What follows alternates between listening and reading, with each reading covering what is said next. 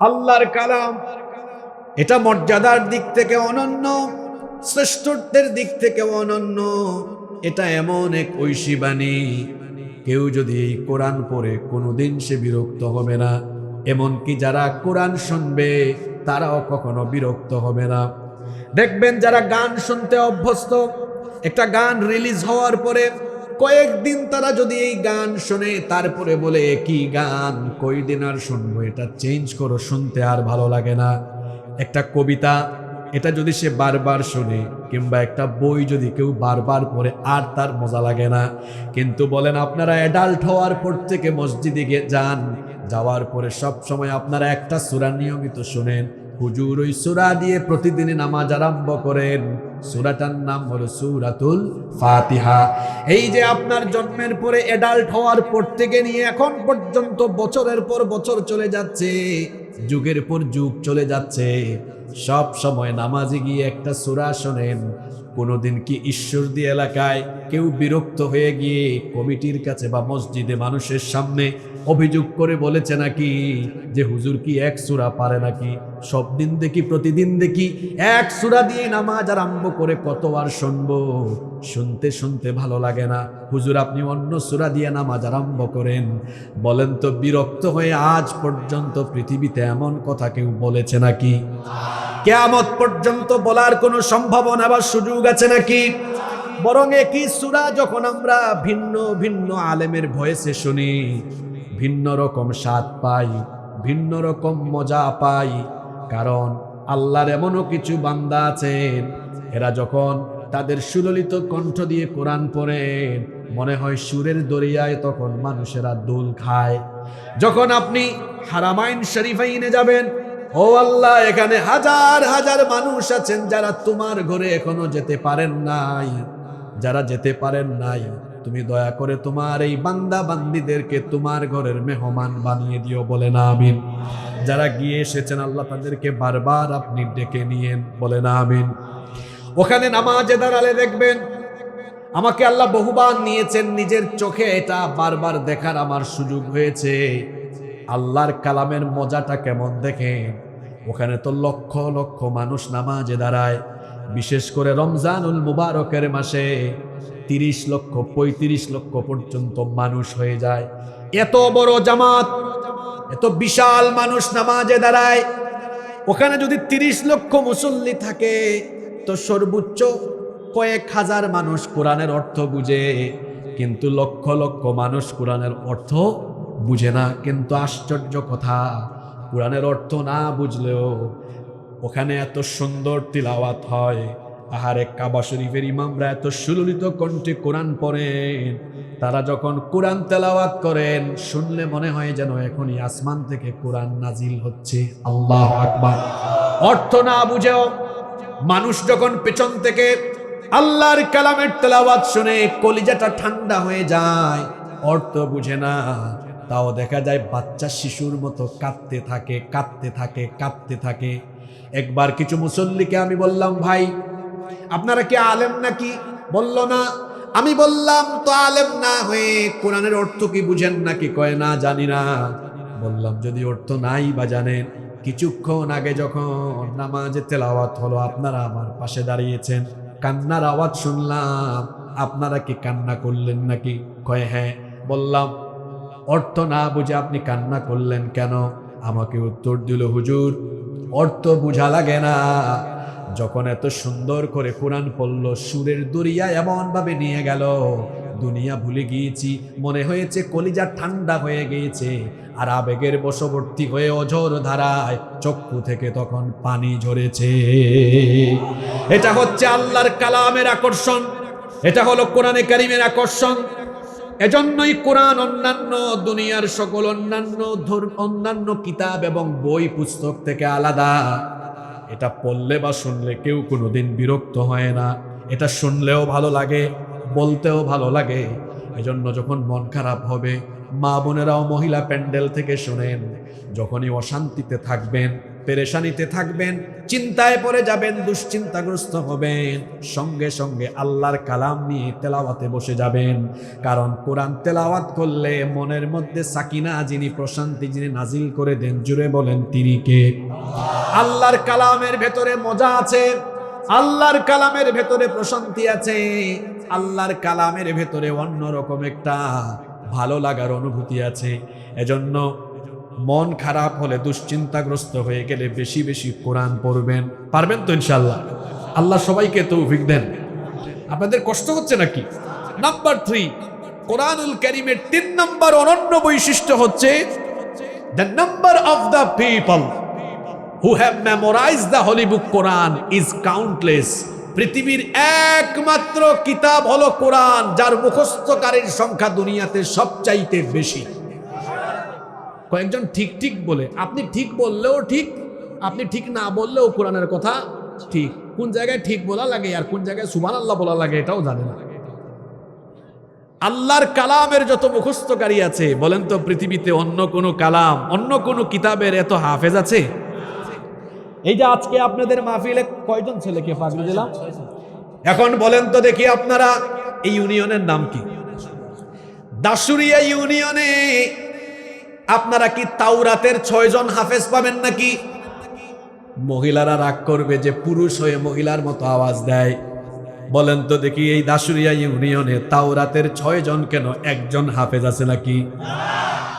জাবুর, ইনজিল, বাইবেলের old testament, new testament, Gita, ভেদ, রামায়ণ, জিন্দাভেস্তা সহ অন্যান্য কোন ধর্মীয় গ্রন্থের কোন হাফেজ কি এই ইউনিয়নে আছে নাকি? আপনার ইউনিয়ন বাদ দেন, আপনার বিভাগ, এই রাজশাহী বিভাগে আপনি বলেন তো দেখি অন্যান্য কিতাবের কয়জন হাফেজিফা পাবেন? কিন্তু কোরআনের হাফেজ এত বেশি আছে, ইউনিয়নে যাওয়া লাগবে না, দেখবেন গ্রামে গ্রামে কোরআনের হাফেজ আছে না নাই? গোটা পৃথিবীতে হিসাব করলে দেখবেন লক্ষ লক্ষ কোটি কোটি কোরআনের হাফেজ আছে। পৃথিবীতে অন্য কোন কিতাবের এত হাফেজ নাই, যত বেশি হাফেজ আছে কোরআনে কারীমের। আর এই কোরআনকে সিনার ভেতরে ধারণ করে, এটাকে স্মৃতিপটে ধারণ করে মুখস্থ রাখার জন্য এই কোরআনকে সহজ করে যিনি নাজিল করেছেন, গলার আওয়াজ বড় করে বলেন তিনি কে? এজন্য রব্বুল আলামিন কোরআনুল কারীমের 54 নম্বর সূরা সূরাতুল কমারের 12 নম্বর আয়াতের মধ্যে বললেন, ওয়ালাকাদ ইয়াসসারনাল কুরআনা লিযিকরি ফাহাল মিন মুদ্দাকির। আর অবশ্যই তোমাদের পড়ার জন্য, বোঝার জন্য, মুখস্থ করার জন্য এই কোরআনকে সহজ করে যিনি নাজিল করেছেন তিনি কে? পৃথিবীতে কোরআন বাদে অন্য কোন কিতাবের ভেতরে আপনি এত সুন্দর, এত চমৎকার ছন্দমিল পাবেন না। কিন্তু কোরআন পড়লেই মজা লাগে। তার কারণ হলো কোরআন তেলাওয়াত করলেই দেখবেন আগের আয়াতের সাথে পরের আয়াতের ছন্দগত এক অসাধারণ মিল আছে। যে সূরাই পড়বেন দেখবেন ছন্দের মিল আছে। যেমন আসেন আমরা এমন একটা সূরা পড়ি যে সূরা 3 বার পড়লে পরে গোটা কোরআন তেলাওয়াতের সওয়াব আল্লাহ আমলনামায় দিয়ে দেন। সুবহানাল্লাহ। এই সূরাটার নাম হলো সূরাতুল ইখলাস। আমার সাথে সকলে সওয়াবের নিয়ে তো একটু তেলাওয়াত করেন তো দেখি। কুল হুয়াল্লাহু আহাদ আল্লাহুস সামাদ লাম ইয়ালিদ ওয়া লাম ইউলাদ ওয়া লাম ইয়াকুল লাহু কুফুয়ান আহাদ। একটু কনসেন্ট্রেট হন, দেখেন তো কি ছন্দমিল। কুল হুয়াল্লাহু আল্লাহুস লাম ইয়ালিদ ওয়া লাম ইয়াকুল লাহু কুফুয়ান।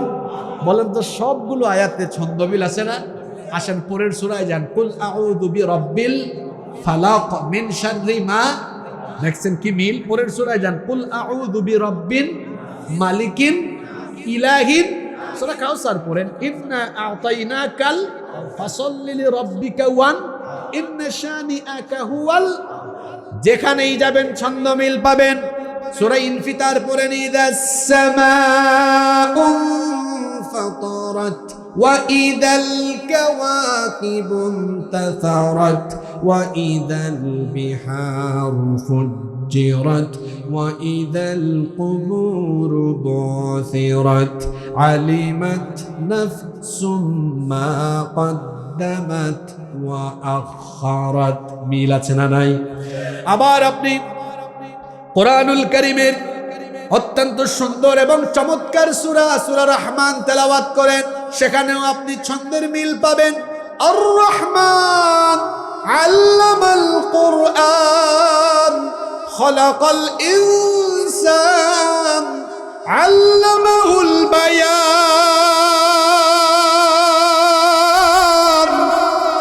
এক আয়াতের সাথে পরের আয়াতের ছন্দের মিল, যেখানেই আপনি যাবেন এমন অসাধারণ অভূতপূর্ব মিল খুঁজে পাবেন। কারণ কোরআনের শুরু থেকে শেষ পর্যন্ত গোটা কিতাবকে ছন্দের অসাধারণ মিল দিয়ে যিনি নাজিল করেছেন তিনি কে? নাম্বার 5, কোরআনে কারীমের 5 নম্বর অনন্য বৈশিষ্ট্য হলো there is no contradiction between the holy book Quran and science. কোরআনের সাথে বিজ্ঞানের কোনো দ্বন্দ্ব নাই। এখন তো বিজ্ঞানের যুগ, আর কোরআন নাজিল হয়েছে 1500 বছর আগে, মধ্যযুগে নাজিল হয়েছে। কেউ যদি এখন এই কথা বলে যে এখন স্যাটেলাইটের যুগ, এই স্যাটেলাইটের যুগে, আধুনিক বিজ্ঞানের যুগে কোরআন অচল, এটা আর এখন চলে না, এমন কথা কেবলমাত্র মূর্খ ছাড়া আর কেউ বলতে পারে। কারণ বিজ্ঞান কোরআন থেকে এখনো বহু পিছিয়ে আছে। বিজ্ঞান ব্যাকডেটেড, কোরআন হলো আপডেটেড। আমি তো নিজে কোরআনিক সায়েন্সের ছাত্র, আমি বিশ্ববিদ্যালয়ে পড়াশোনা করেছি কোরআনিক সায়েন্স থেকে। তো আমরা তো কোরআন বিজ্ঞান নিয়ে পড়াশোনা গবেষণা করার আলহামদুলিল্লাহ সুযোগ হয়েছে। কোরআনে কারীমে 6000-এর উপরে আয়াত আছে, তার মধ্যে 1500-এর উপরে আয়াত আছে শুধুমাত্র বিজ্ঞানের বিভিন্ন শাখা প্রশাখার ব্যাপারে। আল্লাহু আকবার! দেখেন বিজ্ঞান কিভাবে কোরআন থেকে পিছিয়ে আছে। আপনাদেরকে শোনাই, মনোযোগ আছে তো আপনাদের? এই যে মহাবিশ্ব, এখন যেখানে আমরা বসে আছি, এটা তো এমনি এমনি সৃষ্টি হয় নাই। একটু চিন্তা করুন তো, how the universe was created, কি করে এই মহাবিশ্ব সৃষ্টি হলো। এই মহাবিশ্ব সৃষ্টি সম্পর্কে বিজ্ঞান যে ধারণা দিয়েছে, মহাবিশ্বের উৎপত্তির সেই ধারণার নাম হলো big bang theory. Stephen Hawking এর বিগ ব্যাং থিওরির আলোকে বিজ্ঞানীরা বলেন যে এই মহাবিশ্ব অর্থাৎ আসমান, জমিন, সূর্য, চন্দ্র, গ্রহ, নক্ষত্র, তারকাপুঞ্জ অর্থাৎ সব কিছু সৃষ্টির শুরুতে পুঞ্জীভূত একত্রিত অবস্থায় ছিল। তখন সকল কিছু ছিল একটি গ্যাসীয় কণার সমষ্টি। অতঃপর মহাশূন্যে একটা মহাবিস্ফোরণ হয়ে সব কিছু আলাদা আলাদা হয়ে অস্তিত্ব লাভ করেছে। আর বিস্ফোরণের মাধ্যমে সবকিছু আলাদা হয়ে যে অস্তিত্ব লাভ করলো, বিজ্ঞান এটার নাম দিয়েছে বিগ ব্যাং থিওরি, যেটা বর্তমান পৃথিবীর সবচেয়ে আলোচিত তথ্য। আশ্চর্যের কথা হলো, কি করে এই মহাবিশ্ব সৃষ্টি হয়েছে? বিজ্ঞান এটি গবেষণা করে যে তথ্য কিছু কাল আগে দুনিয়ার মানুষকে দিয়েছে। কোরআন তো আপনি পড়লেন না, নিজে শিখলেন না, সন্তানকেও শিখালেন না, মনে করেছেন এটা ওই ফুরফুরার হুজুরের কাছে গেলে, পাশে ফুরফুরা দরবার আছে না, ফুরফুরার হুজুরের কাছে গেলে শুধু কোরআন পড়ে আমারে ফু দিবে। অনেকে মনে করে এটা মনে হয় শুধুমাত্র ঝাড়ফুকের কিতাব, কেউ বা মনে করে এটা শুধু রমজান মাসে তারাবি দেওয়ার কিতাব, কেউ মনে করে এটা শুধুমাত্র মোল্লা মৌলবী হুজুরদের কিতাব। আশ্চর্য মুসলমান, সে জানেও না এটা হলো জ্ঞান বিজ্ঞানে পরিপূর্ণ এক হেদায়াতের মহাগ্রন্থ, যেখানে বিজ্ঞানের অনেক থিওরি আল্লাহ ঢুকায় দিয়েছেন। আপনার বিজ্ঞান মহাবিশ্ব সৃষ্টি সম্পর্কে যে ধারণা দিয়েছে, যে বিগ ব্যাং থিওরির কথা বলেছে, এটা আজ থেকে 1500 বছর আগে আল্লাহ তাআলা মহাবিশ্ব উৎপত্তির কথা কোরআনে কারিমের ভেতরে ঢুকায়া দিয়েছেন। আল্লাহু আকবার! কিন্তু দুঃখের ব্যাপার হলো আপনার এটা পড়ার সময় নাই, বুঝার সুযোগ হয় নাই। আপনি বাড়িতে গিয়ে কোরআন খুলুন, খুলে দেখুন কোরআনে কারিমের 21 নম্বর সূরা সূরাতুল আম্বিয়া এর 30 নম্বর আয়াতে রব্বুল আলামিন বলছেন, আওয়ালাম ইয়ারাল্লাযীনা কাফারু আন্নাস সামাওয়াতি ওয়াল আরদা কানাতা রাতকান ফাফাতাকনাহুমা। অবিশ্বাসীরা কি দেখে না আসমান সমূহ আর জমিন সৃষ্টির শুরুতে একত্রিত অবস্থায় ছিল, আসমান উপরে আর জমিন নিচে ছিল না। আল্লাহ বলছেন সৃষ্টির শুরুতে আসমান আর জমিন এইভাবে লাগানো ছিল, একত্রিত অবস্থায় ছিল। ফাফাতাকনাহুমা, অতঃপর আমি আমার মহা ক্ষমতা বলে এটাকে সেপারেট করে দিয়েছি। কোরআনের একটা মজা হলো, এক আয়াতের তাফসীর অন্য আয়াতে পাওয়া যায়। কি করে এটা আলাদা করা হলো?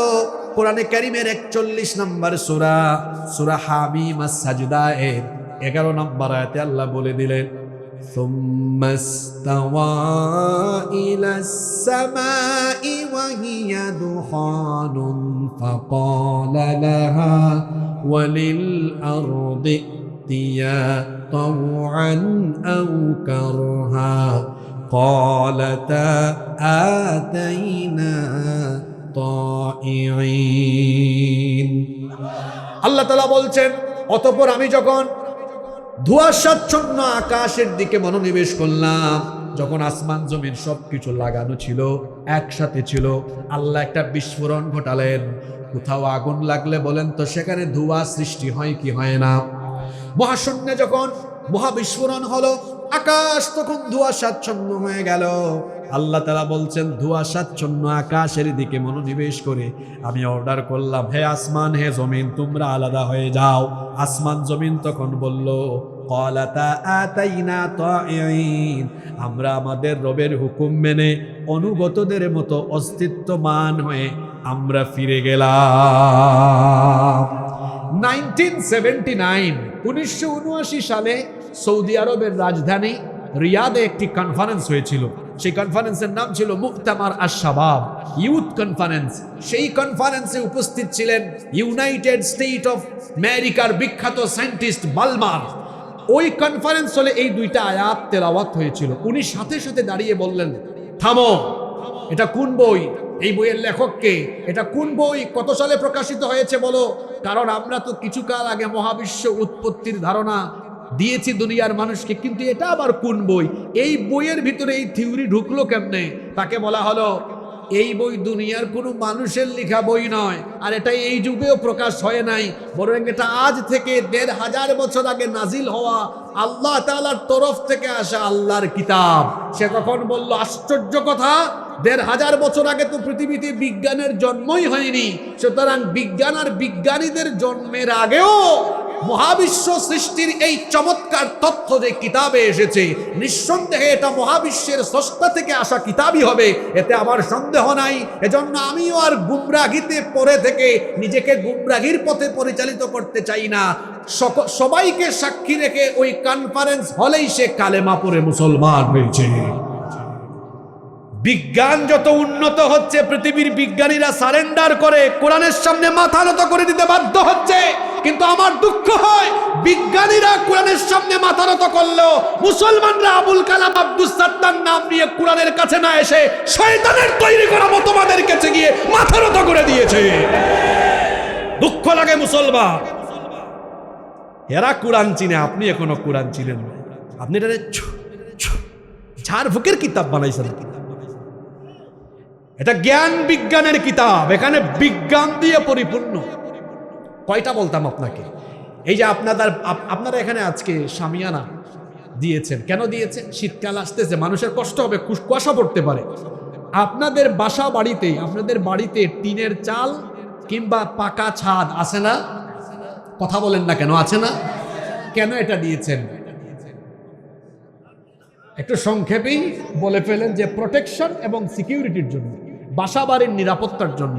নইলে শীতকালে কুয়াশা পড়বে, গরমকালে রোদের তাপ লাগবে, আবার বর্ষাকালে বৃষ্টি পড়বে। অর্থাৎ আমরা আমাদের বাসা বাড়িতে ছাদ দিয়েছি আমাদের সিকিউরিটি, আমাদের প্রোটেকশনের জন্য। মুসলমানেরা, মাথার উপরে যে আল্লাহ তাআলা আসমান বানিয়েছেন, আপনাদের কি মনে হয় ওইটা কি আল্লাহ তাআলা এমনি এমনি বানিয়েছেন নাকি? জোরে বলেন, এমনি এমনি বানিয়েছেন? কেন আল্লাহ বানিয়েছেন? শুনেন তাহলে কেন আল্লাহ বানিয়েছেন। রব্বুল আলামিন এটা কোরআনে কারিমে এভাবে বলছেন, ওয়াজআলনাস সামাআ সাকফাম মাহফুযা ওয়া হুম আন আয়াতিহা মুআরিদুন। আর এভাবে করে আমি আসমানকে তোমাদের মাথার উপরে, এটাকে তোমাদের জন্য সুরক্ষিত ছাদ বানিয়েছি। সাকফান মাহফুজা মানে হলো সুরক্ষিত ছাদ। কথা বুঝে থাকলে বলেন তো, আসমানকে কি বানানো হয়েছে? না শুধু ছাদ না, আমি কিন্তু আরেকটা শব্দ বলেছি এখানে, সুরক্ষিত। সুরক্ষিত ছাদ। The sky has been build as a roof for the protection of the earth. এই আসমানকে আল্লাহ পৃথিবীর সুরক্ষার জন্য সুরক্ষিত ছাদ বানিয়েছেন। এটা কোরআনের কথা। আজকের বিজ্ঞান কি বলেছে? বিজ্ঞানীরা গবেষণা করে দেখেছে যে এই আকাশের উপরে মহাশূন্যে বায়ুমণ্ডলীয় 7টা স্তর আছে। কিন্তু এখন তারা বলছে, কোরআনে তো আল্লাহ বলেই দিয়েছেন সাবআ তারাইক, আল্লাহ বলেছেন 7 স্তর বিশিষ্ট আকাশ। সুবহানাল্লাহ পড়বেন না? আর বিজ্ঞান তো কিছু কাল আগে বলেছে, এখানে সায়েন্সের ছাত্ররা আছে, তারা তো জানে বায়ুমণ্ডলীয় স্তর আছে না, stratosphere, troposphere, ionosphere, magnetosphere, ozone layer, exosphere, এগুলো আছে না? আছে। এখন সাধারণ মানুষকে এটা কি করে বুঝাই? আসেন সহজ করে বুঝাই। এটা হলো ফিল্টারের মতো। পানির ফিল্টার দেখছেন না, যে আপনার দূষিত পানি বা যে পানি বিশুদ্ধ না কিন্তু ফিল্টারিং করেন, দেখবেন 6-7 স্টেপে এটা কি হয়ে যায়? বিশুদ্ধ হয়ে যায়, পিউরিফাই হয়ে যায়। আল্লাহ বলছেন আমি আকাশের উপরে বায়ুমণ্ডলীয় স্তর সৃষ্টি করেছি। কাদের সুরক্ষার জন্য? পৃথিবীর সুরক্ষার জন্য। কাদের জন্য? মানে পৃথিবীতে যারা আছে, মানুষ, জিন, পশু পাখি, উদ্ভিদ, সবার সুরক্ষার জন্য এটাকে আল্লাহ সুরক্ষিত কি বানিয়েছেন? আসেন, সুরক্ষিত ছাদ কেন? মনোযোগ আছে নাকি আপনাদের? আচ্ছা, আমি আজকে আপনাদের স্টেজে আসার আগে দেখেছি আজকের টেম্পারেচার এখন 20 ডিগ্রি, হয়তো এখন আর একটু কমছে, 20 ডিগ্রি। এখন দিনের বেলা ছিল সেটা কত? আজকে দেখেছি 26 ডিগ্রি। সূর্য হলো পৃথিবী থেকে 15 কোটি কিলোমিটার দূরে। 15 কোটি কিলোমিটার দূর থেকে সূর্য আমাদেরকে হিট করে। আর সূর্যের আলো পৃথিবীতে আসতে সময় লাগে 8 মিনিট 10 সেকেন্ড। সূর্যের আলো এটা কত বেশি, এর টেম্পারেচার কেমন? আমার সামনে অনেকগুলো লাইট আছে, এখানেও আছে, এটা অপারেটর বলতে পারবে। হয়তো এগুলা 50 ইউনিট বা 100 ইউনিট, এগুলার পাওয়ার একটু বেশি। আপনারা বলেন তো, গোটা পৃথিবীকে আলোকিত করে কয়টা লাইট? জোরে বলেন, কয়টা লাইট? ওইটার পাওয়ার কত আপনি জানেন? একটু গুগল শরীফে সার্চ করে দেখিয়েন। বিজ্ঞানীরা বলেছেন যে সূর্যকে যে টেম্পারেচার দেওয়া হয়েছে তার পরিমাণ হলো 1,40,00,000 সেন্টিগ্রেড তাপমাত্রা। আল্লাহু আকবার বলবেন না? আচ্ছা, সূর্যের কাছে আছে কত? 1,40,00,000 সেন্টিগ্রেড। আপনারা আজকে দিনের বেলা পাইছেন কত? 26 ডিগ্রি। এখন মাথায় একটু চিন্তা আসে না যে বাকিটা কই গেল? পুরাটা আসলো না কেন? পুরাটা আসে নাই কেন? এবার শুনেন, পুরাটা আসলে মাথার চান্দি ফেটে যাবে, গাছপালা জ্বলে যাবে, পশু পাখি মরে যাবে, মানুষ মরে যাবে।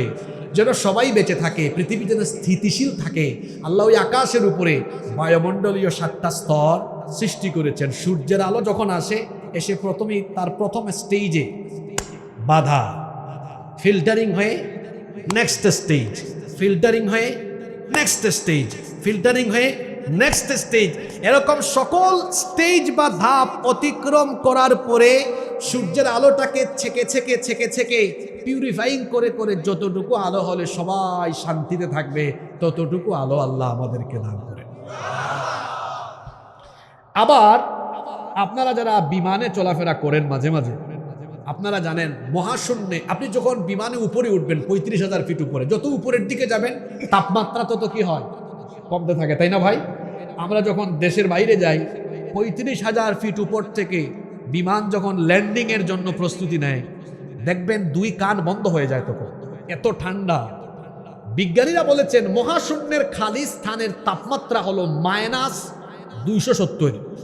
মাইনাস, আমাদের দেশের মানুষ তো মাইনাস বুঝেও না, কারণ পায় না তারা।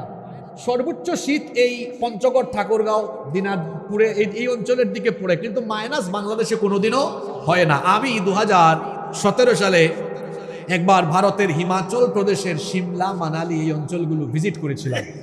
তো ওখানে খুব ঠান্ডা থাকে। আমি 3 দিন ওখানে ছিলাম, তাপমাত্রা ছিল -4। এটা ছিল আমার জীবনের প্রথম মাইনাস তাপমাত্রা দেখা। আমার প্রায় 1 সপ্তাহ জ্বর ছিল, এত ঠান্ডা, 3-4টা কাপড় পরার পরেও কি লাগে? শীত লাগে। ওটা -4। আর বিজ্ঞানীরা বলছেন মহাশূন্যের খালি স্থানের তাপমাত্রা হলো -270। এটা যদি পৃথিবীতে আসে, পৃথিবীর সবকিছু হিম্বা হয়, একদম বরফে শীতল হয়ে যাবে, ওইটাও আসতে পারে না। ওই যে পিউরিফাইং হয়ে যায়, বায়ুমণ্ডলীয় স্তর থাকার কারণে এটা আসতে পারে না। যতটুকু থাকলে আমরা বাঁচবো, আল্লাহ অতটুকুই দেন। সুবহানাল্লাহ। বিজ্ঞান আজকে এটা বলছে যে আকাশ সুরক্ষিত ছাদ, আর আল্লাহ ১৫০০ বছর আগে কোরআনে বলেছেন আসমানকে তোমাদের জন্য সুরক্ষিত ছাদ বানিয়েছি। চিৎকার করে বলেন কোরআন আগে না বিজ্ঞান আগে? জোরে বলতে হবে, কোরআন আগে না বিজ্ঞান আগে? আপনাদেরকে আরেকটা জিনিসের সাথে পরিচয় করায় দিই, ফিঙ্গারপ্রিন্ট। আঙ্গুলের ছাপ দেন না আপনারা টিপসই? আচ্ছা বলেন তো, কারো ফিঙ্গারপ্রিন্টের সাথে কি অন্য কারো ফিঙ্গারপ্রিন্টের কোনো মিল আছে? পৃথিবীতে 1800 সালের আগে এটা কেউ জানতো না যে ফিঙ্গারপ্রিন্ট ভিন্ন ভিন্ন। এটা সর্বপ্রথম আবিষ্কার হয়েছে ইংল্যান্ডে। ব্রিটিশ বিজ্ঞানী উইলিয়াম হার্সাল মানবদেহের উপরে গবেষণা চালিয়ে সর্বপ্রথম এই তথ্য আবিষ্কার করেন। ইংল্যান্ডে এটার প্রচলন শুরু হয়, তারপরে গোটা দুনিয়া এটা ছড়িয়ে যায়। বিজ্ঞান নিয়ে যে আপনি এত ফুটানি করেন, আর কোরআন এটাকে মুল্লাদের কিতাব মনে করলেন, পড়লেন না, শিখলেন না, বুঝলেন না। আপনি কি জানেন নাকি যে ফিঙ্গারপ্রিন্ট 1800 সালের পরে মানুষ জেনেছে? এখন তো 2025 সাল, তার মানে আজ থেকে মাত্র 200 বছর আগে পৃথিবীর মানুষ ফিঙ্গারপ্রিন্ট সম্পর্কে জেনেছে।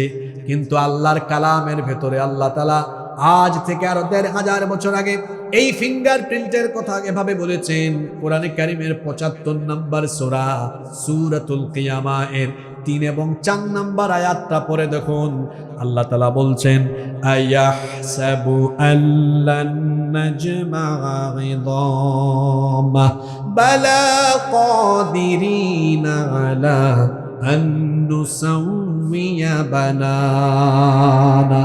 আল্লাহ তাআলা বলছেন, যারা এই কথা মনে করে সে মারা যাওয়ার পরে তার শরীরের হাড্ডি, মাংস, অস্থি, পিঞ্জর সব যখন আলাদা আলাদা হয়ে যাবে, সব যখন পচে গলে মাটির সাথে মিশে যাবে, সেগুলোকে আবার জোড়া লাগিয়ে কি করে মানুষকে পুনরায় জীবিত করা হবে, এটা যারা বিশ্বাস করে না, আল্লাহ তাদেরকে বলছেন, বান্দারে শোন, আমি আল্লাহ এমন ক্ষমতাবান, আমি শুধুমাত্র তোর হাড্ডি, মাংস, অস্থি, পিঞ্জর এগুলোকেই জোড়া লাগিয়ে তোকে জীবিত করব না, বরং বালা কাদিরিনা আলা আন নুসাউইয়া বানানা, তোমাদের প্রত্যেকের হাতের আঙ্গুলের মাথায় যে ছাপ আছে সেই আঙ্গুলের ছাপ পর্যন্ত আমি আবার পুনর্বিন্যস্ত করব। বলেন দেখি, শরীরের সব শক্তি গলার মাঝ বরাবর এনে আকাশ বাতাস ভারী করে, বলেন দেখি কোরআন আগে না বিজ্ঞান আগে? জোরে বলেন, কোরআন আগে না বিজ্ঞান আগে? আপনারা তো নিজেরাও শিখলেন না, বাচ্চাদেরকেও শিখালেন না।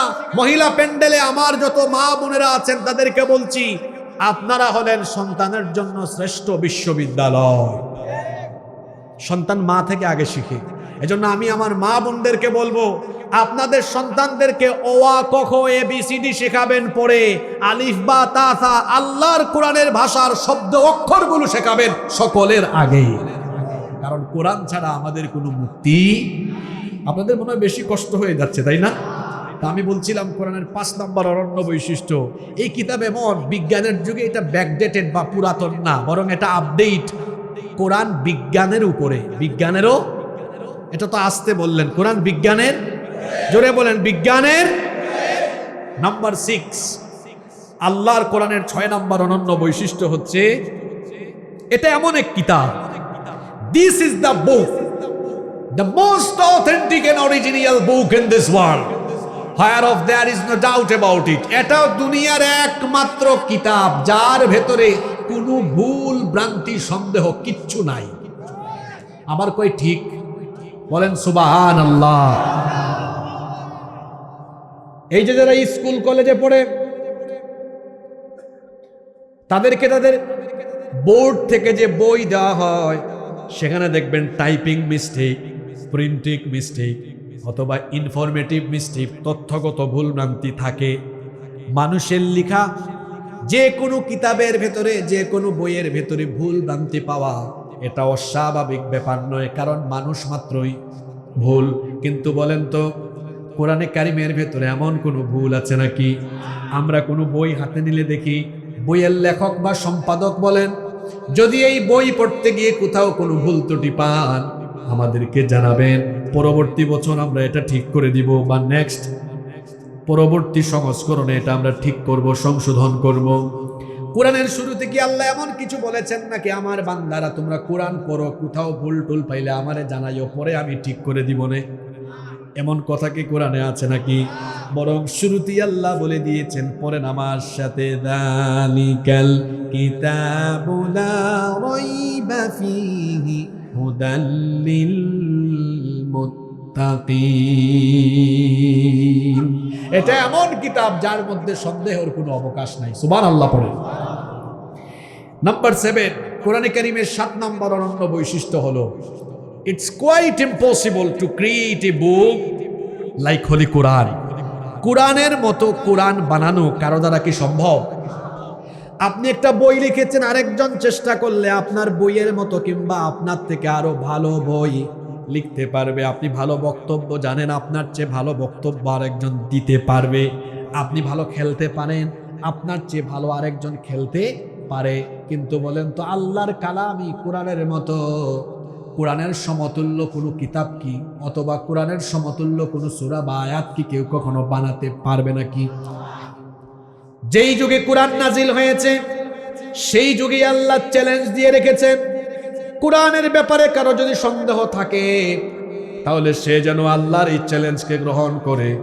আল্লাহ প্রথম দফায় চ্যালেঞ্জ দিয়েছেন, কেউ যদি মনে করে কোরআন এটা আল্লাহর কিতাব নয়, এটা কোনো মানুষ বা অন্য কেউ বানাতে পারে, আল্লাহ বলছেন আমি চ্যালেঞ্জ দিয়ে রাখলাম।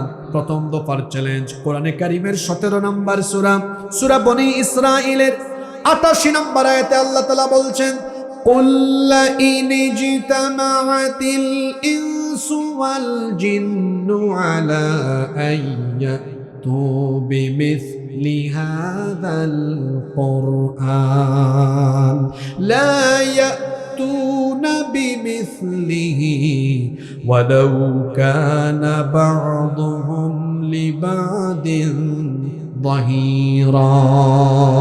আল্লাহ তাআলা বলছেন দুনিয়ার সকল মানুষ এবং জিন সবাই মিলে যদি কোরআনের মতো কোরআন বানানোর চেষ্টা করে, গলার আওয়াজ বড় করে বলেন তো পারবে নাকি? আরো জোরে বলেন পারবে নাকি? প্রথম দফায় আল্লাহ বলেছেন 30 পারার মতো 30 পারা কোরআন বানাও। কেউ কোরআন নাজিলের যুগে পারে নাই, আজও পারবে না, কিয়ামত পর্যন্ত কেউ পারবে। আল্লাহ আবার দ্বিতীয় দফায় আর একটা চান্স দিয়ে রেখেছেন, কোরআনের মতো কোরআন বানানো লাগবে না, এটা যদি কঠিন হয় আর একটু হালকা করে দিলাম। কোরআনে কারীমের 11 নম্বর সূরা, সূরা হুদের 13 নম্বর আয়াতে আল্লাহ বলছেন, আম ইয়াকুলুনা ইফতারাহু কুল ফাতু বিআশরি সুওয়ারিম মিসলিহি মুফতারায়াত ওয়াদউ মান استطعتم من دون الله إن كنتم صادقين। আল্লাহ তাআলা বলছেন আর একটু হালকা করে দিলাম, শোনো, পুরা কোরআনের মতো কোরআন বানানো লাগবে না, যদি পারো তো কোরআনের 10টা সূরার মতো 10টা সূরা বানাও। কোরআন নাজিলের যুগে কেউ পারে নাই, আজকের যুগে কিংবা কিয়ামত পর্যন্ত বলেন তো কেউ পারবে নাকি? তৃতীয় দফায় আল্লাহ বলছেন বিষয়টা আরেকটু হালকা করে দিলাম, এখন 10টা সূরাও লাগবে না, আর একটু কমায় দিলাম। কোরআনে কারীমের 52 নম্বর সূরা, আল্লাহ তাআলা কোরআনে কারীমের 52 নম্বর, আল্লাহ তাআলা কোরআনে কারীমের 2 নম্বর সূরা সূরাতুল বাকারা এর 23 নম্বর আয়াতে বলছেন, ওয়া ইন কুনতুম ফি রাইবিম মিম্মা নাযালনা আলা আবদিনা بسورة من مثله وادعوا شهداءكم من دون الله إن كنتم صادقين। আমি আমার বান্দার উপরে যা নাজিল করেছি সে ব্যাপারে যদি তোমাদের কোনো সন্দেহ হয়, তাহলে আমার বান্দার উপরে আমি যে 114টা সূরা নাজিল করেছি, এর আগে তো আল্লাহ চ্যালেঞ্জ দিয়েছিলেন 10টা সূরার মতো 10টা সূরা বানাও। আল্লাহ এবার হালকা করে দিয়ে বলছেন 10টাও লাগবে না, পারলে একটা সূরার মতো একটা সূরা বানাও। বলেন তো, কোরআন নাজিলের যুগ থেকে নিয়ে আজ অবধি, আজ থেকে নিয়ে কিয়ামত পর্যন্ত আল্লাহর দেওয়া এই চ্যালেঞ্জকে মোকাবেলা করার মতো কেউ আছে নাকি? আরো জোরে বলেন, আছে নাকি? কোরআনের মতো কোরআন বানাতে গেলেই ধরা খাবে। ধরা খাবে না? ধরা খেয়ে যাবে। এই যে মুসাইলামাতুল কাযযাব, তার নাম শুনছেন না আপনারা? ভণ্ড নবী। নবীজির পরে কি পৃথিবীতে কোনো নবী আসবে? তবে ভণ্ড নবী আসবে। কতজন? 30 জন। নবীজির পরে কিয়ামতের আগে নিজেদেরকে মিথ্যা নবুয়তের দাবিদার হয়ে ভণ্ড নবী হিসেবে নিজেকে দাবি করবে কয়জন? এটা আমার কথা নয়, বুখারী শরীফের হাদিস।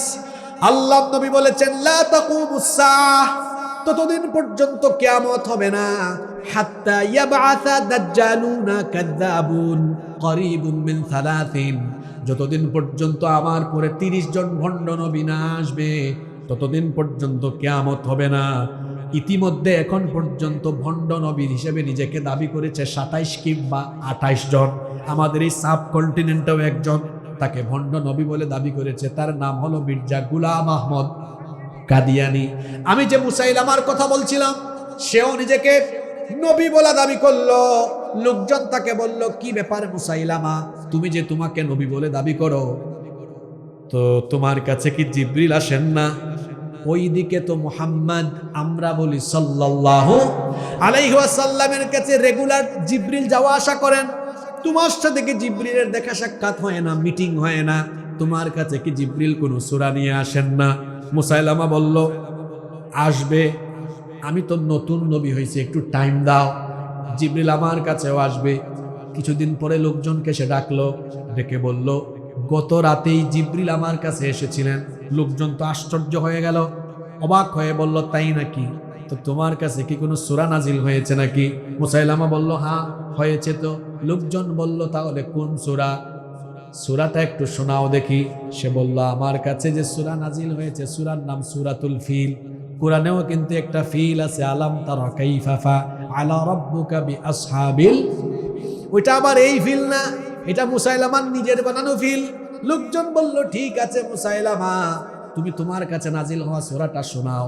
এবার মুসাইলামা বলল, আমার কাছে নাজিল হওয়া সূরাটা হলো এইরকম, আল ফিল মাল ফিল ওয়া মা আদরাকা মাল ফিল লাহু যানাবু ওয়া বিল ওয়া লাহু খুরতুমুন তাওয়িল। অর্থটা কেমন? আল ফিল হাতি, মাল ফিল হাতি কি, ওয়া মা আদরাকা মাল ফিল আপনি কি জানেন হাতি কি? এজন্য হাতির রচনা শুরু হয়েছে। লাহু যানাবু ওয়া বিল, তার লেজ আছে, ওয়া লাহু খুরতুমুন তাওয়িল, তার লম্বা একটা সুরও আছে। লোকজন এটা শোনার পরে বলল, মুসাইলামা, তুমি যে হাতির রচনা শোনাইছো, এটা শুনে আমরা বুঝছি তুমি যেই কায়দার সূরা ওই কায়দার। এই সূরা প্রমাণ করে তুমি একটা ভণ্ড, মিথ্যাবাদী, প্রতারক আর ধোঁকাবাজ। আল্লাহর কালামের মতো কালাম, কোরআনের মতো কোরআন পৃথিবীতে কেউ কশ্চিন কালেও বানাতে পারবে। নাম্বার 8, কোরআনের 8 নম্বর বৈশিষ্ট্য হলো অলমাইটি আল্লাহ প্রটেক্টস দ্য হোলি বুক কোরআন। কোরআনকে হেফাজত করছেন কে? আর জোরে বলেন, কোরআনকে যিনি হেফাজত করছেন তিনি কে? কোরআনে কারীমের 15 নম্বর সূরা সূরাতুল হিজরের 9 নম্বর আয়াতে আল্লাহ বলছেন, ইন্না নাহনু নাযালনা যিকরা ওয়া ইন্না লাহু লাহাফিযুন। নিশ্চয়ই এই কোরআন আমি নাজিল করেছি, আবার এই কোরআনের হেফাজত করার সবটুকু দায়িত্ব যিনি নিজেই গ্রহণ করেছেন। গলার আওয়াজ বড় করে বলেন, তিনি কে? যে কোরআন হেফাজতের দায়িত্ব আল্লাহ নিয়েছেন, সেই কোরআন আর কোরআনের আন্দোলনকে থামানোর কোনো শক্তি দুনিয়ার বুকে না। নাম্বার 9, কোরআনের 9 নম্বর বৈশিষ্ট্য হলো এটা এমন কিতাব, এটা খুলে কোরআনের দিকে তাকালে সওয়াব, পড়লে সওয়াব, শুনলে সওয়াব, মানলেও সওয়াব। সুবহানাল্লাহ কইতে ইচ্ছে করে না? এই যে আমার সামনে পোস্টার, সারাদিন যদি তাকিয়ে থাকি কোনো সওয়াব হবে না। দুনিয়ার কোনো বই খুলে যদি আমি না পড়েও তাকিয়ে থাকি কোনো সওয়াব হবে না, কি বলেন?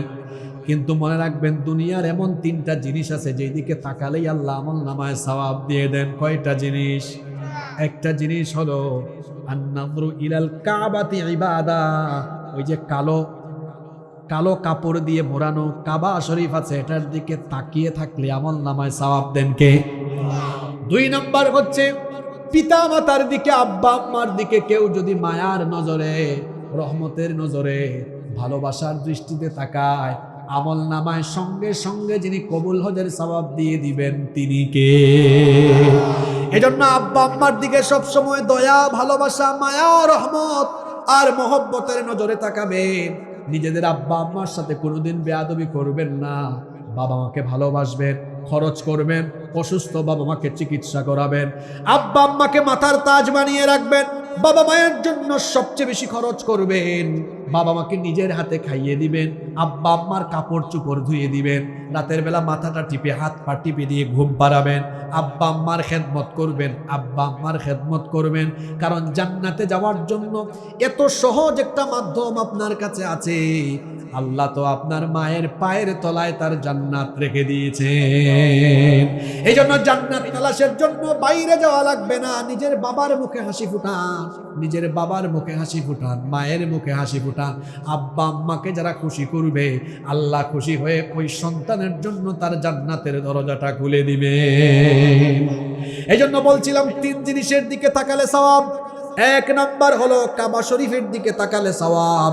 2 নাম্বার হলো আন-নাযরু ইলাল ওয়ালিদাইনি ইবাদা, পিতামাতার দিকে তাকালেও সওয়াব। 3 নাম্বার হলো আন-নাযরু ইলাল মুসহাফি ইবাদা, আন-নাযরু ইলা কিতাবিল্লাহি ইবাদা।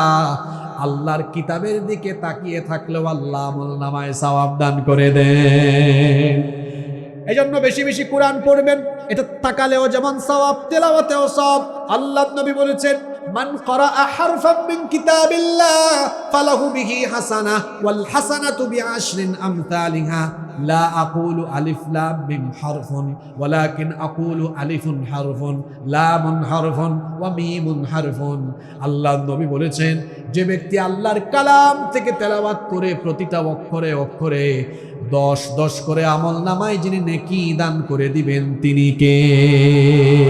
এই যে আলিফ লাম মিম অক্ষর আছে 3টা, শুধু আলিফ লাম মিম পড়লে সাথে সাথে 330টা নেকি দিয়ে দিবেন কে? এই জন্য সকালবেলা আমাদের দিন শুরু হবে কোরআন তেলাওয়াত দিয়ে। আমরা যখন ছোট ছিলাম আমরা দেখতাম গ্রামে গ্রামে সাবাহি মক্তব ছিল। জানি না এই এলাকায় আছে কিনা সকালবেলার মক্তব। সাবাহি মক্তব ছিল, প্রতিটা মক্তবে কোরআনে কারিমের সাউন্ড শোনা যেত, এমনকি প্রতিটা ঘরে ঘরে কোরআনের তেলাওয়াত শোনা যেত। কিন্তু আজ আমাদের পরিবেশ বদলে গিয়েছে। এখন দেখা যায় অনেকে ফজরের নামাজ না পড়ে নাক ডাকায়া ঘুমায়। আগে শোনা যাইতো প্রতিটা ঘরে ঘরে কোরআন তেলাওয়াতের আওয়াজ, এখন শোনা যায় নাক ডাকানোর আওয়াজ। খবরদার মুসলমান, সকালবেলা দিন আরম্ভ করতে হবে আল্লাহর কালাম তেলাওয়াতের মাধ্যমে। মা বোনরা যারা প্যান্ডেলে আছেন আপনাদেরকেও বলি, সকাল সকাল ফজরের নামাজ শেষ করে কোরআন তেলাওয়াতের মাধ্যমে দিন আরম্ভ করব। তাহলে আমাদের ঘরটাকে বরকত দিয়ে যিনি ভরে দিবেন তিনি কে? এই কোরআন পড়লে সওয়াব, শুনলে সওয়াব, মানলেও সওয়াব। এটা কোরআনের 9 নম্বর অনন্য বৈশিষ্ট্য। 10 নম্বর হলো এটা এমন এক কিতাব, এই কিতাব যারা গ্রহণ করে নেয় কোরআন তাদেরকে এমন ভাবে জান্নাতের দিকে আকৃষ্ট করে, এরা তখন কোরআন ছাড়া অন্য কিছু আর বুঝে, কোরআনের জন্য পাগল পাড়া হয়ে যায়। আল্লাহ সেই সকল বান্দাদের কাতারে আমাদেরকে শামিল করে দাও, বলে না আমিন। 11 নম্বর হলো এটা এমন এক কিতাব, এটা হলো সার্বজনীন, এটা হলো বিশ্বজনীন, এটা কোনো সাম্প্রদায়িক কিতাব নয়। আল্লাহর পরিচয় হলো তিনি রব্বিল আলামিন, আর নবীজির পরিচয় হলো রহমাতাল লিল আলামিন, আর কোরআনের পরিচয় হলো ইনহুমা ইল্লা যিকরুল লিল আলামিন। কি সুন্দর পরিচয় দেখেন, আল্লাহর পরিচয় রব্বিল, বাকিটা আপনারা বলেন রব্বিল আলামিন। এরপরে নবীর পরিচয় হলো রহমাতাল লিল, আর কোরআনের পরিচয় হলো যিকরুল লিল আলামিন। এটা সাম্প্রদায়িক কিতাব নয়, বরং সকলের হেদায়েতের জন্য কোরআন যিনি নাজিল করেছেন তিনি কে? এখানে সকল ধর্মের, এখানে সকল মানুষের কথা আছে। এই বাংলাদেশে যারা বিভিন্ন ধর্মাবলম্বী আছেন আপনাদের অধিকারের কথা কোরআনে আছে। আল্লাহ কোরআনে বলেছেন কোনো অমুসলিমকে গালি দিও না, তার দেবতাকে উপাস্যকে গালি দিও না, তার উপরে জুলুম করো না, এমনকি কোনো অমুসলিমের উপাসনালয়েও হামলা চালায়ও না। এই কথাগুলো কেন বললাম? পাশের দেশ থেকে মাঝে মাঝে বলা হয় যে বাংলাদেশে মৌলবাদের উত্থান ঘটতেছে, বাংলাদেশে যদি কোরআন প্রতিষ্ঠা হয়ে যায় তাহলে এদেশের হিন্দু বৌদ্ধ খ্রিস্টান এদের নাকি 12টা বেজে যাবে। আমরা বলবো তোমরা নিজের চরকায় তেল দাও, তোমাদেরকে আমরা চিনি, তোমরা আমাদেরকে সাম্প্রদায়িক সম্প্রীতি শিখাও, নিজের চরকায় তেল দাও, কারণ তোমরা পৃথিবীর সবচেয়ে অসভ্য সন্ত্রাসীর দল। তোমরা আমাদের বাবরি মসজিদ দখল করে রাম মন্দির বানিয়ে আমাদের কলিজায় আগুন লাগিয়ে দিয়েছো। আমরা কি বাংলাদেশে কোনো বিধর্মীদের উপাসনালয় দখল করেছি? কোনোদিন করব আমরা কোনোদিনও করব না, কারণ ইসলাম আমাদেরকে এটা শেখায়। ওরা আমাদেরকে বলে আমরা নাকি উগ্রবাদ ছড়াই, অথচ ওরা হলো উগ্রবাদী। ওরাই দেখা যায় কাশ্মীরে এবং বিভিন্ন জায়গায় আমাদের মুসলমান ভাই বোনদেরকে রক্তাক্ত করে তাদের হাত রক্তে রঞ্জিত করেছে। বাংলাদেশে হিন্দু বৌদ্ধ খ্রিস্টান যারা আছে তাদেরকে কি আপনারা মারবেন নাকি কোনোদিন? এদেশ থেকে বের করে দিবেন নাকি? কোনোদিনও না, কারণ আমরা এই দেশে সবাই মিলেমিশে থাকবো, সম্প্রীতি বজায় রেখে আমরা সবাই এই দেশের নাগরিক হিসাবে মিলেমিশে থাকবো। এটাই ইসলামের শিক্ষা, ঠিক না বেটি? আমরা শান্তির কথা বলি, আমাদেরকে বলে মৌলবাদী, আবার আমাদেরকে বলে জঙ্গিবাদী। ইসলামের সাথে জঙ্গিবাদের কোনো সম্পর্ক আছে? জুড়ে কথা বলেন, আছে? কেউ কেউ তো আবার এখন রাজনৈতিক স্বার্থে মাঝে মাঝে আমাদেরকে বলে ধর্ম ব্যবসায়ী, আমাদেরকে বলে ধর্ম ব্যবসায়ী। আজকে ধর্ম ব্যবসায়ীর সংজ্ঞা আমি দিব। ঘুমাই গেছেন নাকি আপনারা? এই যে আপনাদের ঈদগার খতিব সাহেব মাওলানা মাহবুবুল আলম সাহেব, উনাকে যদি আপনারা 10 লক্ষ টাকা দিয়ে বলেন হুজুর আপনাকে 10 লক্ষ টাকা দিলাম, অথবা এই এলাকার এমপি বানাবো আপনাকে, শর্ত হলো এই যে জুব্বা পরেছেন এটা খুলে আপনি শার্ট প্যান্ট পরবেন, আর এই দাড়ি কামাইয়া ক্লিন শেভ করবেন আপনি, উনি মানবেন এটা? উনি তো এখনই অফারকে ডিনাই করে দিয়েছে। আমাকে বললে আমি মানবো? এমনকি আমাদের হুক্কুর হুক্কুর তাহিরি ভাই আছে না, চিনেন তো আপনারা, তারে যদি এটা বলেন মানবে নাকি? কথা বলেন, মানবে? আমাদেরকে যারা ধর্ম ব্যবসায়ী বলে ওদেরকে যদি আপনি অল্প একটু বলেন ভাই আমার গ্রামের আমার ইউনিয়নের সব ভোট আপনারে দিয়ে দিব, শুধু এলাকায় ঢুকার সময় শার্ট প্যান্টটা খুললা একটু সাদা পায়জামা পাঞ্জাবি পরে ঢুকিয়ে, শার্ট প্যান্ট বাদ দিয়ে পাঞ্জাবি পরতে বললে ভোটের আশায় পড়বে কি পড়বে না? জুড়ে বলেন, পড়বে কি পড়বে না? ভাই গো ইলেকশনের টাইম টুপিটা খুইলেন না, আরে বাপরে বাপ, ঘুমের টাইমও টুপি পুরা ঘুমায়।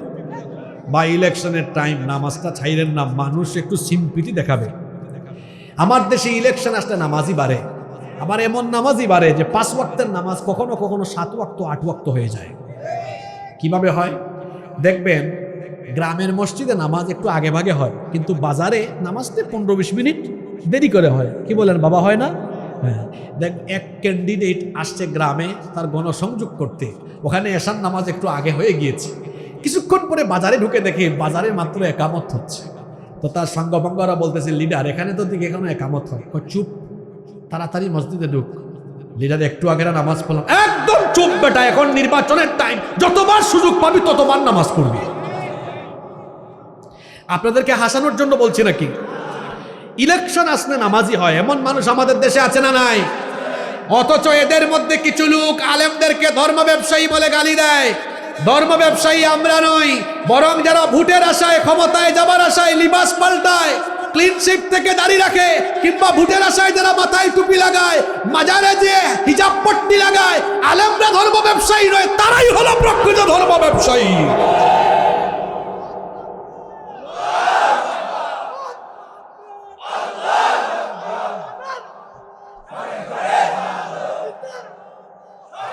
আমি বলবো ভারতের খপ্পরে আর কেউ পড়বেন না। একদল তো ভারতের খপ্পরে পড়ে আমও গেছে। বাংলাদেশে আমরা যারা আছি এখন আমরা সবাই মিলেমিশে থাকবো। আপনাদের এলাকায় কি আপনারা সংঘাত করেন নাকি? না, সবাই আপনারা মিলেমিশে থাকবেন। রাজি আছেন তো সবাই? সংঘাত করবেন না, আল্লাহ সবাইকে মিলেমিশে থাকার তৌফিক দেন। আমার মনে হয় আপনাদের বেশি কষ্ট হয়ে যাচ্ছে। আমাকে কি আর 10-12 মিনিট সুযোগ দেওয়া যায় নাকি মোনাজাত দিয়ে দিব? এই তো আমি শেষ দিকে চলে আসতেছি।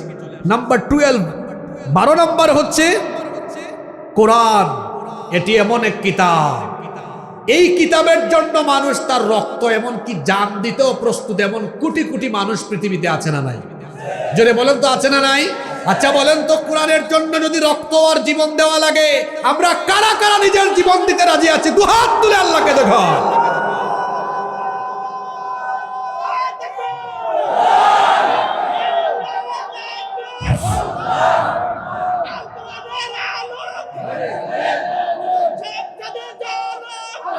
হাতগুলো নামান, আল্লাহ সবাইকে কবুল করেন। হাতগুলো নামান।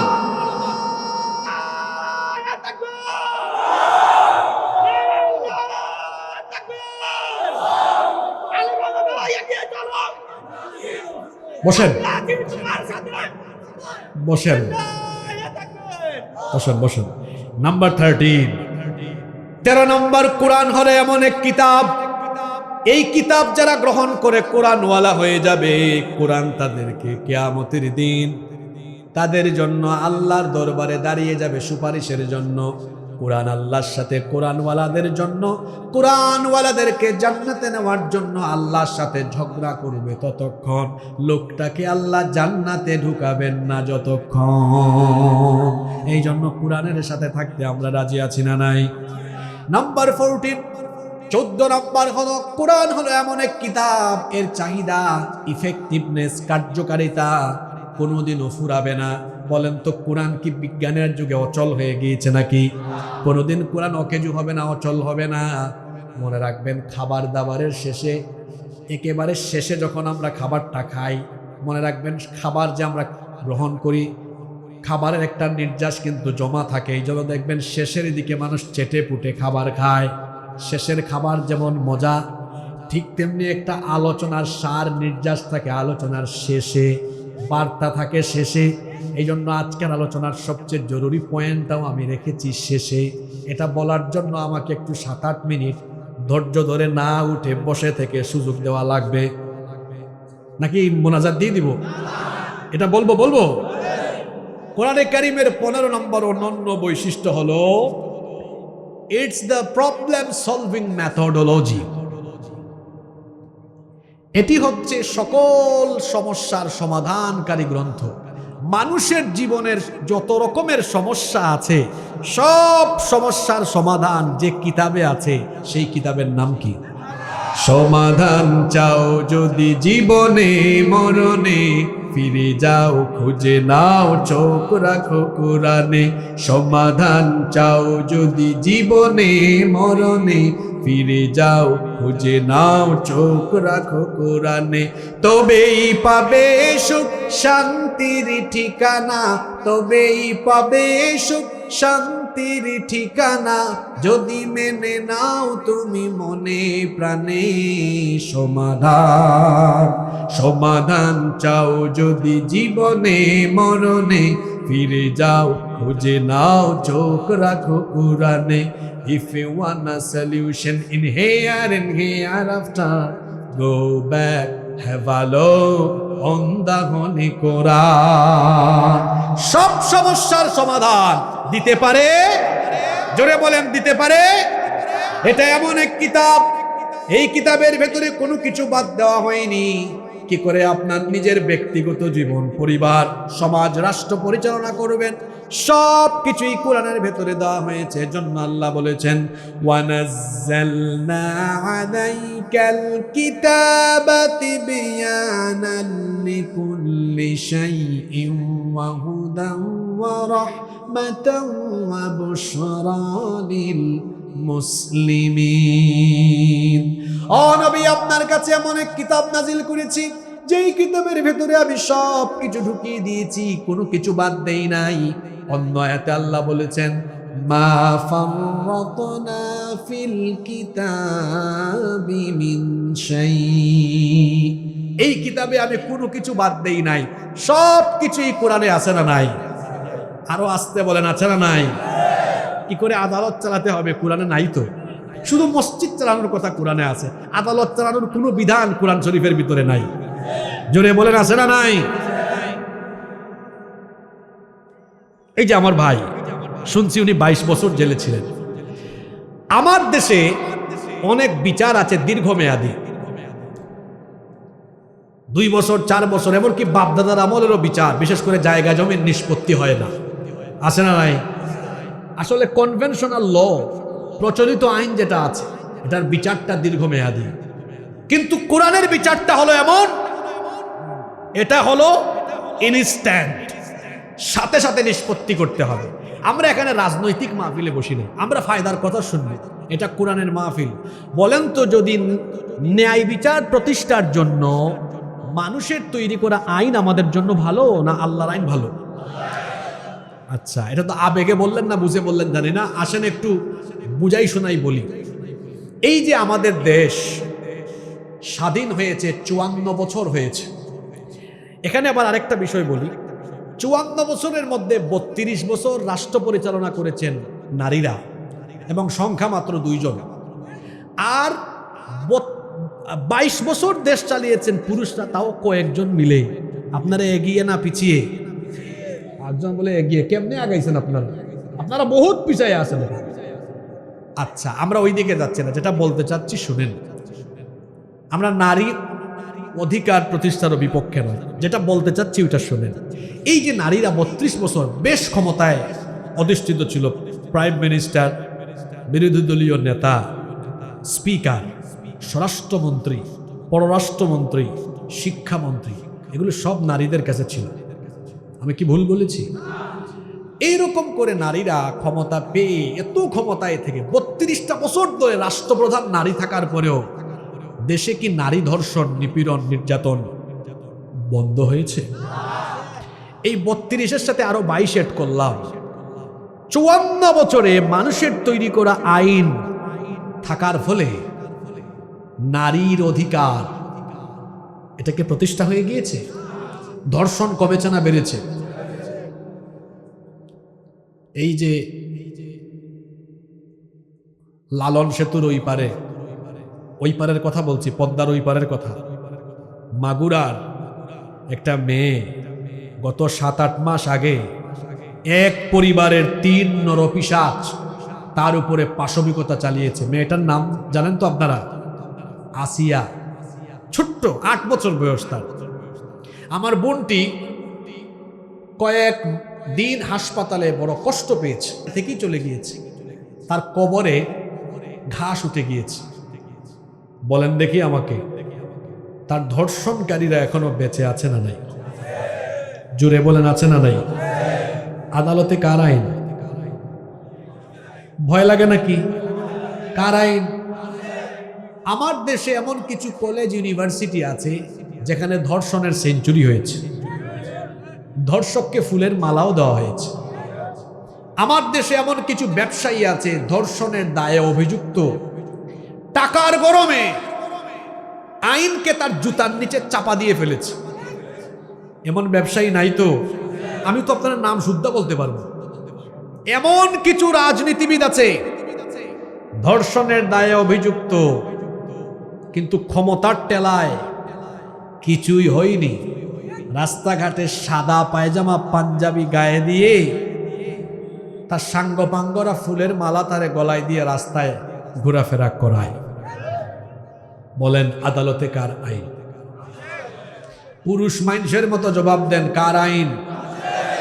মানুষের আইন। কার আইন? এ কেমন আইন? যে আইন থাকার ফলে ধর্ষিতা কবরে চলে যায় আর ধর্ষক বেঁচে থাকে, এই আইনের মুখে আমি লাথি মারি। এ কেমন আইন? যে আইন থাকার ফলে ব্যবসায়ী, রাজনীতিবিদ টাকার ক্ষমতার গরমে আইনকে তার পায়ের নিচে কবর দিয়ে দেয় আর ধর্ষিতা কবরে চলে যায়, এমন আইনের মুখে আমি ঝাড়ু নিক্ষেপ করি। এবার বলেন দেখি, এর বিপরীতে যদি সেখানে আল্লাহর কোরআনের আইন থাকতো, ওই ধর্ষক কি বেঁচে থাকতে পারত? কোরআনের শাস্তি কি? নো, খালি মৃত্যুদণ্ড না, এটা পর্দার ভিতরে দিলে হবে না। এটা পর্দার ভিতরে তারে মৃত্যুদণ্ড দিলে হবে না, জনসম্মুখে, এটার নাম হলো লাইভ মৃত্যুদণ্ড। কি মৃত্যুদণ্ড? লাইভ। কি লাইভ? কেন? যাতে এই লুচ্চা, এই বদমাইশ, এই ধর্ষকের শাস্তি পৃথিবীর মানুষ দেখে, আর তার মতো এই চরিত্র যাদের আছে তারা যেন এক বিচার দেখে তারের মতো সুদা হয়ে যায়।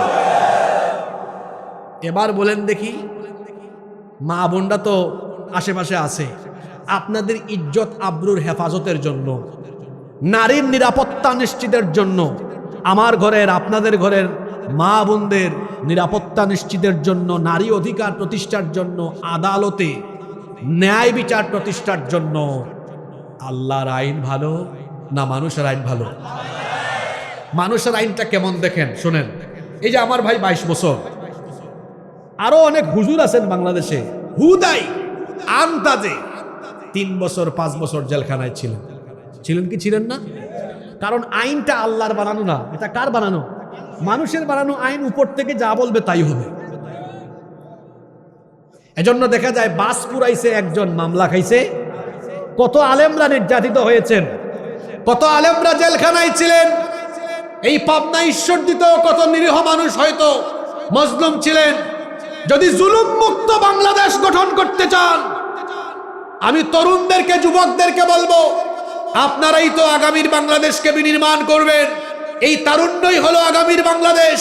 আমি আমার তরুণ যুবক ভাইদেরকে বলছি, যদি জুলুম মুক্ত ইনসাফের বাংলাদেশ করতে চান, মানুষের তৈরি করা আইনকে লাথি দিয়ে বন্ধবসা করে ফেলে আল্লাহর কোরআনের আইনকে গ্রহণ করে নিতে হবে।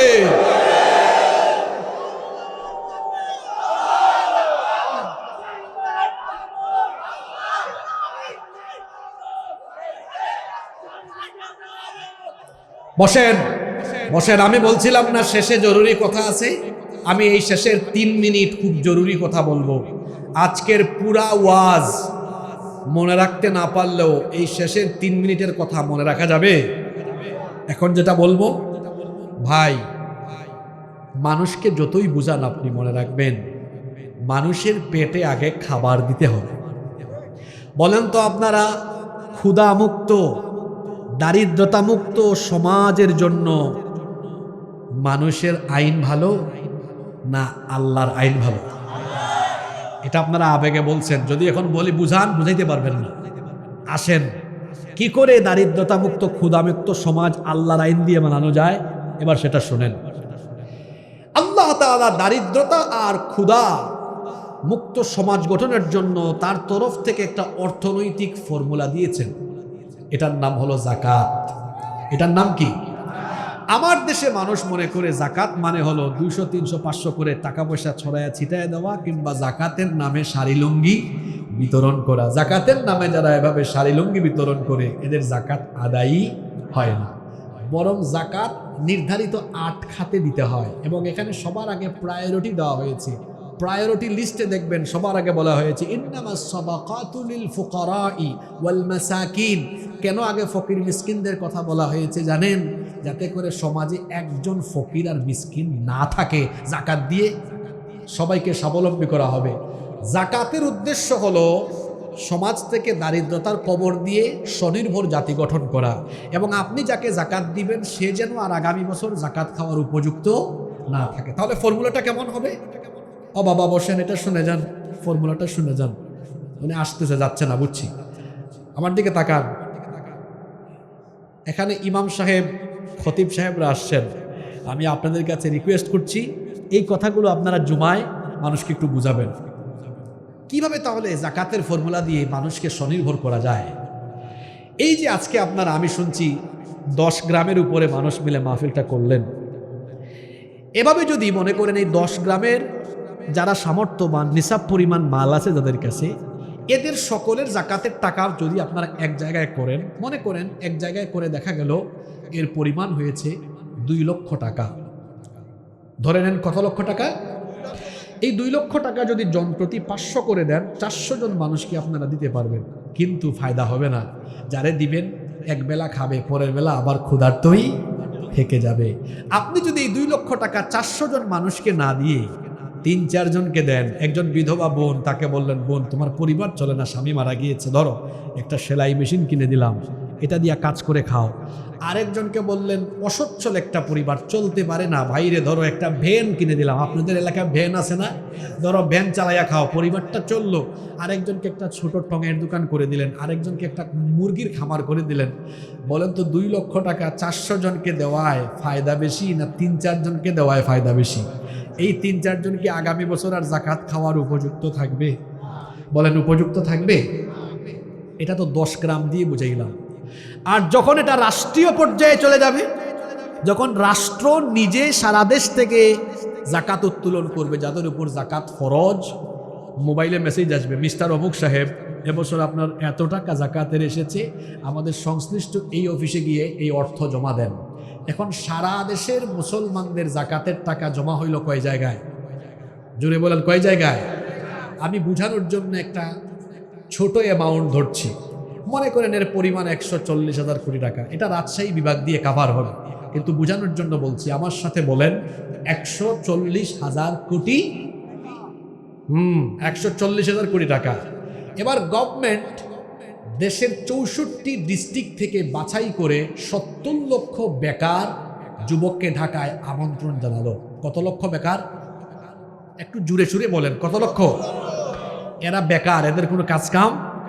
এবার এদের প্রত্যেকের হাতে 2 লাখ টাকার চেক দিল। ধরো তুমি 2 লাখ, তুমি 2 লাখ, 70 লক্ষকে 2 লক্ষ করে দিলে পরিমাণ হয় 140,000 কোটি টাকা। গভর্নমেন্ট দিয়ে বলতেছে, এই ছেলেরা শোনো, এই টাকা নিয়ে এলাকায় গিয়ে পাংফুং করো না, এগুলা কাজে লাগাও।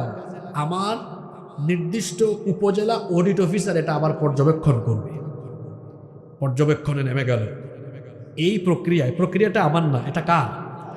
জুড়ে কার? এই প্রক্রিয়ায় দেখা গেল 1 বছরে কত লক্ষ বেকারকে স্বনির্ভর করা গেল? জুড়ে, ওই পিছন থেকে আওয়াজ হয় না, কত? এই প্রক্রিয়াটা যদি 10 বছর চলমান থাকে, এই দেশে ক্ষুধা আর দারিদ্রতা থাকবে? জুড়ে থাকবে? যুবকরা ঘুমিয়ে গেছে নাকি? এই কথাগুলো এখন যুবকদের উদ্দেশ্যে বেশি।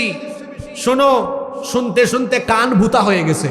শুনতেছি শুধু আমরা সুযোগ পেলে ক্ষুধামুক্ত দারিদ্রতামুক্ত সমাজ আর দেশ বানাবো। দেখা যায় সুযোগ পাইলে 5 বছরে বেটা তার নিজের ক্ষুধাই মিটাইতে পারে না। আমাদের ক্ষুধা কোন সময় মিটাবে? আর মনে রাখবেন, ক্ষুধামুক্ত দারিদ্রতামুক্ত স্বনির্ভর জাতি যদি গঠন করতে চান, মানুষের তৈরি করা আইনের মুখে থুতু নিক্ষেপ করে আল্লাহর দেওয়া কোরআনের আইনকে গ্রহণ করে নিতে হবে।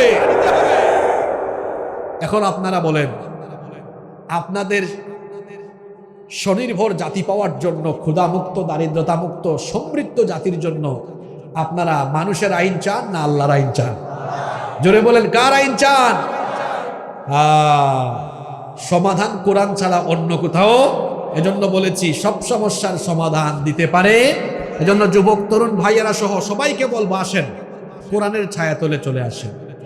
এসো কোরআনের ছায়া তলে সমবেত হই, এসো কোরআনের ছায়া তলে সমবেত হই, এসো আল্লাহ রাসূলের অনুগত হই, এসো কোরআনের ছায়া তলে সমবেত হই, এসো আল্লাহর গুণগান করি, এসো তারি পথে জীবন করি। আল্লাহর নাম নিলে তাতে যদি সুখ মিলে, আল্লাহর নাম নিলে তাতে যদি সুখ মিলে, কেন সেই নাম থেকে দূরে সরে রই, কেন সেই নাম থেকে দূরে সরে রই। এসো কোরআনের ছায়া তলে সমবেত হই, এসো কোরআনের ছায়া তলে সমবেত হই।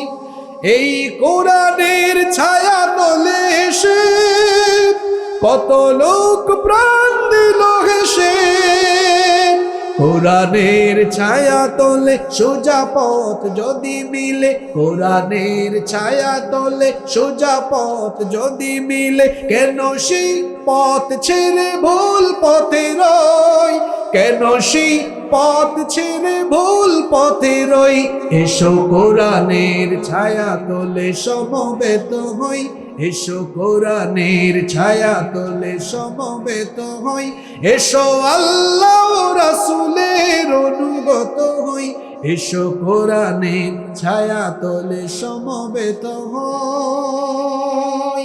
আমরা মৃত্যু পর্যন্ত কারা কারা কোরআনের সাথে থাকবো? হাত তুলে আল্লাহকে দেখান তো।